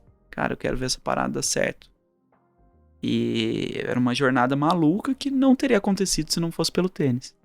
Animal, cara. Eu não sou especial. Meu irmão, demais. Agora se liga nessa bomba pra finalizar. Se você tivesse a oportunidade de mandar uma única mensagem pra todas as pessoas no planeta Terra, ela vai chegar traduzida para 7 bilhões de pessoas. Vai passar no outdoor, vai passar no celular, vai passar na televisão, vai passar onde tiver audiência. Onde tem audiência vai passar a mensagem. Embaixo vai estar lá que foi você que disse. Que mensagem é essa? Cara, eu acho que algumas a gente já falou aqui, né? Eu gosto muito do Be So Good I Can Ignore. Eu acho essa forte. Eu acho que o que eu falei de pra onde eu tô indo hoje, encontrar a melhor versão de si mesmo, né? Encontre a melhor versão de si mesmo. Eu acho que é forte, mas eu acho que pra simplificar aqui a história, cara, seja uma pessoa boa, sabe? Eu quero ser bem-sucedido, eu quero ser empresário, eu quero ser... Cara, entende se isso é pra você, se faz sentido. Eu acho que nem todo mundo precisa ser assim. Agora, todo mundo precisa ser uma pessoa boa, cara. Sim. E isso vale pra qualquer um. Você pode não querer e não ter ambição de ser o melhor A, o melhor B ou tal. Você gosta de ficar na sua, que fique, cara. Mas seja uma pessoa boa, pense nos outros, ajude os outros, procure ser um bom exemplo. E isso pra mim é inegociável. E eu acho que, cara, a gente vive num mundo muitas vezes corporativo que ele tem muito da ambição, da história, do caso de sucesso. E eu acho que às vezes a gente olha pouco pra isso, cara. Tem muita gente que a gente olha como exemplo e que pra mim não é exemplo de nada. Cara, não se for perguntar pro filho, se for perguntar pra mãe, se for perguntar pra esposa ou pra ex-esposa, porque muitas vezes, não que o divórcio seja necessariamente um atestado, mas e muitas vezes é. Então, eu acho que é mais parar de olhar pra coisas que a gente não conhece a história, não conhece a realidade. Cara, como é que eu posso ser melhor? Seja melhor. Essa é a tua frase. Essa é a minha frase. E então é o seguinte, cara, pega aqui e rabisca na lousa. Bora. Na lousa não, na parede. Na parede? Pode chapiscar aí o negócio aí. Manda que manda. Pô, já botaram aqui um seja foda que tá parecido, mas vamos lá. Foi o Caião.